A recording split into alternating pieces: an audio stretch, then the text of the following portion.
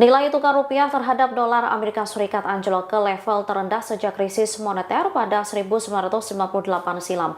Merespon kondisi ini, Menteri Koordinator Perekonomian Erlangga Hartarto buka suara. Erlangga menyebut fundamental ekonomi di Indonesia dalam kondisi kuat. Dia juga mungkin pasar modal yang sudah kembali rebound. Terkait penyebab anjloknya rupiah, Erlangga menyebut bahwa masih ada beberapa faktor sentimental luar. Erlangga menyebut naik turun rupiah dinilai biasa saja. Ia tak membocorkan apakah Presiden Prabowo Subianto tahu atau tidak terkait kondisi ini. Namun Menko Perekonomian memastikan Bank Indonesia telah mengambil langkah demi stabilitas rupiah.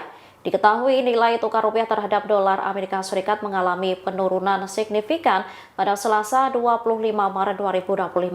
Mata uang Garuda sempat turun 0,5% ke level 16.640 per dolar Amerika Serikat. Nilai tukar terus melemah hingga penutupan perdagangan kemarin di level 16.611 per dolar Amerika Serikat. Meski demikian, pelemahan nilai tukar tersebut tidak hanya terjadi pada rupiah.